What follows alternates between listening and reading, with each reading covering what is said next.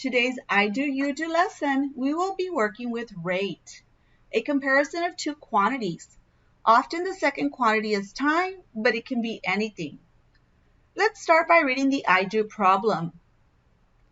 Jennifer traveled from Los Angeles to New Mexico. She traveled a distance of 873 miles and consumed 48 5/10 gallons of gasoline. Which rate best represents the relationship between the number of miles traveled and the amount of gasoline consumed? On the right side of your screen, you will see the cube strategies that we will be using today. We start with circle or underline keywords, but if you prefer, you can also highlight. Traveled a distance of 873 miles, consumed 48 5/10 of gallons of gasoline. Which rate represents the relationship between the number of miles traveled and the amount of gasoline consumed.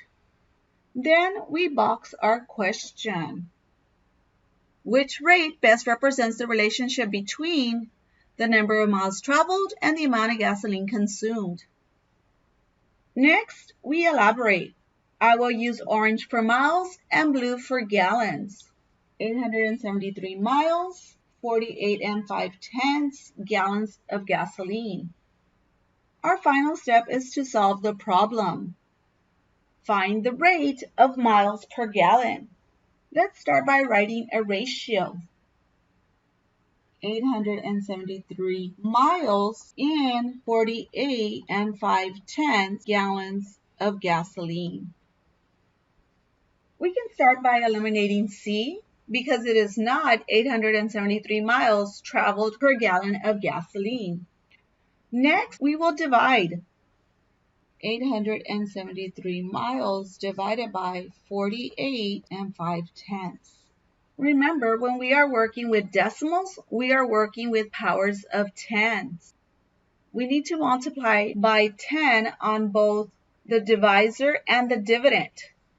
We end up with 485 divides 8,730. I can't divide 8 or 7, but I can divide 873.